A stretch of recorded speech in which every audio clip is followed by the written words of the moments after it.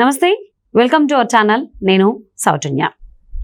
AP CM Jaganmohan రెడ్డిపై ఏదైతే దాడి జరిగిందో దానికి సంబంధించి ఒక రౌడీ షీటర్ని సంఘటన జరిగినటువంటి రోజునే పోలీసులు అదుపులోకి తీసుకున్నారు అని, అలాగే ఆయన చెప్పినటువంటి ఆధారాల మేరకు ఇంకొక నలుగురిని కూడా అనుమానితుల్ని పోలీసులు అదుపులోకి తీసుకుని విచారిస్తున్నారు అనే దానికి సంబంధించి మరిన్ని విషయాలు మనకు తెలియజేయడానికి ఈ రోజు మనతో పాటు ఉన్నారు సీనియర్ జర్నలిస్ట్ డివిఎస్ గారు ఉన్నారు. వారితో మాట్లాడదాం. నమస్తే అండి. నమస్తే అమ్మా. ఏపీ సీఎం జగన్మోహన్ రెడ్డిపై జరిగిన దాడికి సంబంధించి ఒక రౌడీ షీటర్ని పోలీసులు అదుపులో తీసుకున్నారు. ఆయన చెప్పినటువంటి పేర్లు ఏవైతే ఉన్నాయో దాని ప్రకారం ఇంకొక నలుగురినో ముగ్గురునో పోలీసులు అదుపులోకి తీసుకుని విచారిస్తున్నారు అనేటువంటి దానికి సంబంధించి వార్తకు సంబంధించి మీరేమంటారు? ముఖ్యమంత్రి జగన్మోహన్ రెడ్డిపై సింగ్ నగర్లో జరిగినటువంటి ఆ రాయి దాడి సంఘటన, దానిపైన అక్కడ ఉన్నటువంటి సిటీ పోలీస్ కమిషనర్ కాంతి రాణా టాటా ఆధ్వర్యంలో మొత్తం గాలింపు చర్యలు, వేట జరుగుతున్న దీంట్లో హరికృష్ణ ఆధ్వర్యంలో ఒక 6 బృందాలు దీనిపైన వేట బిగించేసి అక్కడేదో మొత్తం అన్నీ కూడా CCTV ఫుటేజ్లు సేకరించటం, లేదు అక్కడ ఉన్న టవర్ పరిధిలో ఫోన్ కాల్స్ లిస్ట్ అవుట్ చేయటం, ఇదంతా జరిగిన దాంట్లో వీళ్ళు ఆరోపణ ఏంటంటే, ఇప్పుడు ఆ ఫిర్యాదు ఎవరు చేశారు? వెల్లంపల్లి శ్రీనివాస్ పక్కనున్న వ్యక్తి. ఇప్పుడు ఒక రాయి, 2 గాయపడ్డారు, 3 చోట్ల గాయపడ్డారంటారు. జగన్మోహన్ రెడ్డికి కంటి దగ్గర గాయం, మళ్ళా వెల్లంపల్లి శ్రీనివాస్కి కాలు మీద గాయం, కంటి మీద గాయం. ఇప్పుడు దాని మీదే తెలుగుదేశం సెటైర్ల మీద సెటైర్లు వేస్తుంది. వచ్చింది ఒక రాయి, తగిలింది ఒకడికి, అతనికి తగిలి అది బంపై ఇతని కంటికి తగిలి మళ్ళీ కాలు మీద పడితే ఈ కంటికి కట్టేంటి, ఆ ప్లాస్టర్ ఏంటని వెల్లంపల్లిని బాగా చెడుగుడాడేస్తున్నారు. ఆ వెల్లంపల్లి శ్రీనివాస్ గారు మరి ఆయన ఏంటో, ముఖ్యమంత్రి గారు సింపుల్గా ఒక ప్లాస్టర్ వేయించుకున్నారు. దెబ్బ తగిలింది ఆయనకి కదా, ఆయనకి తగిలినాక కదా ఆయనకి తగిలింది. ఈయన అసలు మొత్తం ప్లాస్టర్ వేయించి పారేశాడు. అంటే ఓట్లు పడతాయనా? ఎంత మందపాటి ప్లాస్టర్ వేస్తే అంత మందం ఓట్లు పడతాయనా?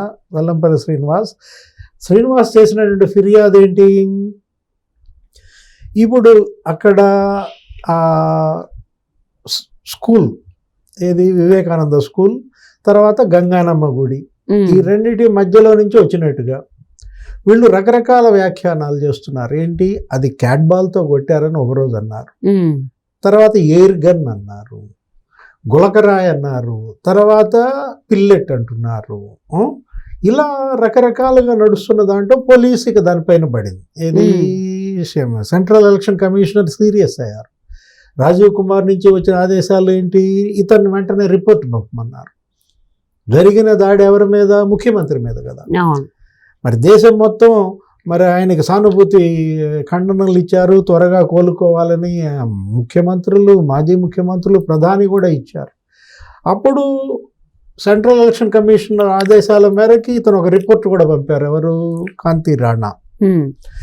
ఇన్ ద మీన్ టైం ఇప్పుడు ఏం జరుగుతుంది అక్కడ? వెల్లంపల్లి శ్రీనివాస్ ఇచ్చిన ఫిర్యాదు మేరకు అక్కడ ఉన్నటువంటి ఆ రౌడీ షీటర్లు కొంతమందిని పట్టుకొచ్చారు. మొత్తం ఒక 20 మందిని ఆయన పట్టుకొచ్చారు. సింగ్ నగర్ అంటే అది కొంచెం ఈ గ్యాంగ్లన్నీ అక్కడే షెల్టర్ అన్నమాట.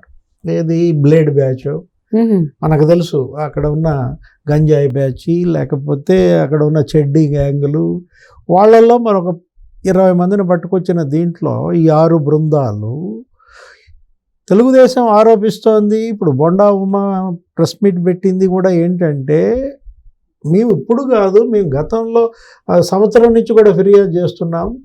వెల్లంపల్లి శ్రీనివాస్ వెస్ట్ నుంచి సెంట్రల్కి వస్తూ అతను ఏంటి, అక్కడ ఉన్న రౌడీ షీటర్లను ఇక్కడికి తీసుకొచ్చాడు. ఇక్కడ మొత్తం అంతా కూడా రౌడీ గ్యాంగుల అరాచకాలే నడుస్తున్నాయి. ఎప్పుడైతే వెల్లంపల్లి శ్రీనివాస్ అతని నియోజకవర్గం మారి ఇక్కడికి వచ్చాడో, తనతో పాటు రౌడీ షీటర్లను కూడా ఇక్కడికి తెచ్చాడని ఈ ప్రెస్ మీట్లో కూడా ధ్వజం ఎత్తాడు. అతను ఎవరో బంకా శివ అంట. అతను ఒక రౌడీ షీటర్. ఇప్పుడు ఆయన బొండా ఉమా ఆరోపణ ఏంటి, అసలు ముందు కేసినేని నాని, వెల్లంపల్లి శ్రీనివాస్ వాళ్ళ ఫోన్ లిస్ట్ బయటికి తీయండి అంటాడు.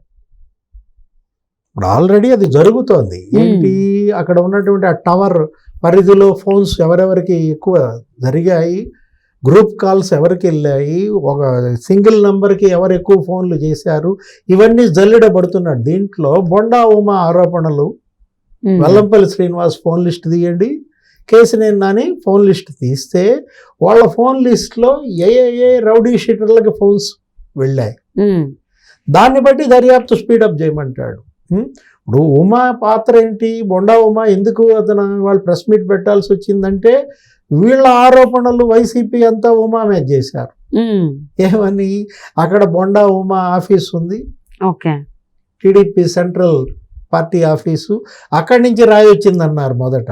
చూస్తే అసలు ఆ రోడ్లో ఆఫీసే లేదు, అది ఇంకో రోడ్లో ఉంది. ఏది సీఎం గాయపడ్డ రోడ్లో వాళ్ళ ఆఫీస్ లేదు, వేరే రోడ్లో ఎక్కడో 200 మీటర్ల అవతల ఉందన్నమాట. వీళ్ళు చెప్తోంది జనరల్గా జగన్మోహన్ రెడ్డి భద్రతకి అత్యధిక ప్రాధాన్యత ఇస్తున్నారు. అసలు ఇన్నాళ్ళు ఆయన బయటికి రానిదే అభద్రత దృష్ట్యా. బయటకు వస్తే తన మీద ఎక్కడ అటాక్ జరుగుతుందో, శత్రువులు పెరిగిపోయారు, చెప్పిన హామీలేవి నెరవేర్చలేదు, అన్నీ వైఫల్యాలే. ఇప్పుడు ఈ పరిస్థితుల్లో ఎక్కడ చొక్కా పట్టుకుంటారో, ఎక్కడ కాలర్ పట్టుకుని నిలదీస్తారో అనే భయంతోనే పరదాల మాటను తిరిగారు, ప్యాలెస్కే పరిమితమయ్యారు. బయటకి ఎక్కడికన్నా వచ్చిన 2 కిలోమీటర్లకు కూడా ఏం చేశారు, హెలికాప్టర్లో వెళ్తున్నారు. మనం చూసాం, తాడేపల్లి నుంచి కిష్టాయపాలెం కూడా హెలికాప్టర్, తాడేపల్లి నుంచి తెనాలి కూడా హెలికాప్టర్. ఆయన తిరిగిన విధానం, సెక్రటేరియట్కి వెళ్తున్నప్పుడు కూడా పరదాలు కట్టుకుని వెళ్ళాడనమాట. ఇప్పుడు ఫస్ట్ టైం ఆయన బయటకు వచ్చారు, ఏది బస్సు యాత్ర. ఫస్ట్ టైం బయటకు రాగానే ఒక చోట ఏదో చెప్పులు పడ్డాయి అన్నారు, ఇప్పుడు ఇక్కడ రాళ్ళు పడ్డాయి అన్నారు. ఇది సెన్సిటివ్ ఇష్యూ. ఆంధ్రప్రదేశ్ ఇవాళ దేశంలోనే పెద్ద సెన్సిటివ్, హైపర్ సెన్సిటివ్ స్టేట్గా మారింది. ఇక్కడ ఎన్నిక వస్తుందంటేనే భయపడిపోయే పరిస్థితి. అధికార యంత్రాంగం భయపడుతోంది, ఎన్నికల అధికారులు భయపడుతున్నారు, అసలు ప్రజలే భయపడుతున్నారు ఏం జరుగుద్దో. గత ఎన్నికల్లో మనం చూసాం, సీఎం బాబాయిని హత్య చేశారు 2019 ఎన్నికలకు ముందు. దానికి ముందు చూసాం కోడికత్తి కేసు. కోడికత్తి కేసు అది ఫెయిల్ అయింది, వర్కౌట్ కాలేదు కాబట్టి బాబాయ్ హత్య జరిగింది, గొడ్డలి వేటు. ఇప్పుడు ఇది కూడా ఏమంటున్నారు, కరెక్ట్గా ఎన్నికల ముందు జరిగింది, ఏది ఈ రాయి దాడి. ఇది వర్కౌట్ కాలేదు, ఇది బూమ్రాంగ్ అయింది. అది వర్కౌట్ కాలేదు కాబట్టి కోడికత్తి ఒక మర్డర్ ఎట్లా జరిగిందో వివిఐపిది, ఇది వర్కౌట్ కాలేదు కాబట్టి రాబోయే 27 రోజుల్లో ఒక పెద్ద మర్డర్ వివిఐపి జరుగుద్దేమో అనే ఆందోళన. తెలుగుదేశం వాళ్ళే ఇవన్నీ కూడా మనం చూసాం. నిన్నెవరో ఆనం వెంకటరమణారెడ్డి చేతులెత్తి మొక్కుతున్నాడు అనమాట, షర్మిల సునీత మీరు జాగ్రత్త అమ్మా. షర్మిల మీదో సునీత మీదో లేకపోతే భాస్కర్ రెడ్డి, వైఎస్ కుటుంబంలోనే ఎవరిని లేపేస్తారో ఓట్ల కోసం. షర్మిల సునీత భాస్కర్ రెడ్డి ప్రాణహాని ఉందని ఆనం వెంకటరమణారెడ్డి వ్యక్తం చేసిన పరిస్థితుల్లో ముందు వాళ్ళకి భద్రతలు కల్పించాలి.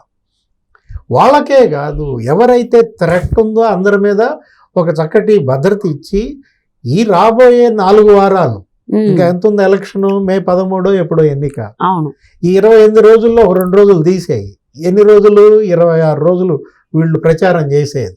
ఆ లాస్ట్ 2 డేస్ ప్రచారం ఉండదు కదా, నీకు బంద్ అయిపోద్ది కదా, పరాల పీడ వదిలిపోద్ది.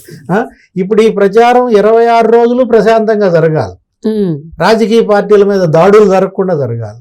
నిన్న చంద్రబాబు మీద ఒక రాళ్ల దాడి ఇక్కడ గాజువాకలో, ఆ రాళ్ళు కూడా చూపించారు. గమ్మత్తు ఏంటంటే చంద్రబాబు మీద రాళ్ల దాడి వాళ్ళ ఒకటి కాదు, ఇప్పుడు ఈ 5 ఏళ్లలో సంవత్సరానికి ఒకసారి రాళ్ల దాడి జరిగింది. ముఖ్యమంత్రిగా జగన్మోహన్ రెడ్డి అయిన వెంటనే 4వ నెలలోనే దాడి జరిగింది. ఎక్కడ అమరావతిలో ఆయన మీడియాను తీసుకుని వెళ్తుంటే అప్పుడే కదా సవాంగ్ అంది, అదేదో నిరసన తెలిపే హక్కును ఏదో అన్నాడు డీజీపీ. ఆ తర్వాత 1.5 ఏళ్ళకి నందిగామలో రాళ్ల దాడి జరిగింది.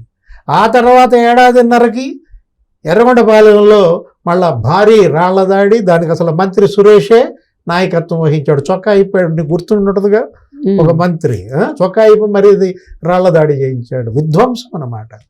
ఆ తర్వాత 6 నెలలకి అక్కడ అంగళ్ళులో జరిగింది, అసలు అది మరీ విధ్వంసం, అంగళ్ళు దాడి. ఏంటి 13 మంది పోలీసులు తలలు పగిలిపోయాయి, 50 మంది తెలుగుదేశం కార్యకర్తలు నాయకుల తలలు పగిలిపోయాయి, వైసీపీ వాళ్ళే ఒక 50 మంది పగిలాయి. యుద్ధం అన్నమాట. 2 వాహనాలు తగలబెట్టారు. ఎక్కడ? అంగళ్ళులో. యువగళంలో కూడా నువ్వు చూసావు. ఏది? వెస్ట్ గోదావరి భీమవరం దగ్గర. అంటే జరిగినటువంటి ఈ 5 ఏళ్లలో రాళ్లదాడి అనేది తెలుగుదేశం వాళ్ళపైన చాలా ఎక్కువ జరిగాయి. కానీ జరక్క జగన్మోహన్ రెడ్డి పైన జరిగింది. బాబా ఆయన కంటికి తగిలింది. ఆయన తగలడమే కాకుండా వెల్లంపల్లి శ్రీనివాస్ కూడా తగిలింది. అది 2 రకాలుగా. సో జగన్మోహన్ రెడ్డి తగిలి ఈయన వెల్లంపల్లి శ్రీనివాస్కి కంటికి తగిలి కాళ్ళకి తగిలి, లేదా కాళ్ళకి తగిలి కంటికి తగిలిందో తెలియట్లేదు. మొదటి దాడి జరిగినప్పుడే చంద్రబాబు పైన వీళ్ళని గనక అణిచేస్తుంటే, రౌడీ షీటర్లను భయపెట్టుంటే ఇవాళ ఈ పరిస్థితి వచ్చేదా? ఇన్ని దాడులు చంద్రబాబు మీద జరిగాయా? ఇవాళ జగన్మోహన్ రెడ్డి మీద దాడి జరిగేదా? ఇప్పుడు పట్టుకుంటున్న ఇదే, ఇప్పుడు చూపిస్తున్న పోలీసు ఉత్సాహం ఏది? ఈ 6 మంది బృందాలను పెట్టడం, డీసీపీ హరికృష్ణ, కాంతి రాణా. అప్పుడు చంద్రబాబు మీద దాడి జరిగినప్పుడే సవాంగ్ గనక ఆ విధంగా బిహేవ్ చేసి ఉన్నట్లయితే ఒక భయం వచ్చేది ఈ రౌడీ షీటర్లలో, ఈ రౌడీ మూకల్లో. ఇవాళ అసలు ఏకంగా సీఎంనే కొట్టే పరిస్థితి వచ్చిందంటే ఎవరు అలుసు చూసుకుని? ఇది పోలీసుల నిష్క్రియాపరత్వమే కదా, ఇది ప్రభుత్వ వైఫల్యమే కదా. దీనికి బాధ్యత వహించాల్సింది జగన్మోహన్ రెడ్డి ప్రభుత్వం, దీనికి బాధ్యత వహించాల్సింది ఏపీ పోలీస్ అన్నమాట. సో 4గురినైతే రౌడీ షీట్లను తీసుకున్నారు, అదుపులోకి పోలీసులు విచారిస్తున్నారని అంటున్నారు. సో మరి ఎవరు అనేది ఇంకా నిర్ధారించలేదు. చూద్దామండి అసలు ఏపీ సీఎం జగన్మోహన్ రెడ్డి కొట్టింది ఎవరు, ఏంటి? అది రాళ్లతోనేనా, లేదా ఇంకేమన్నా ఉపయోగించారా అనేది. And thank you so much DVS గారు. నమస్తే.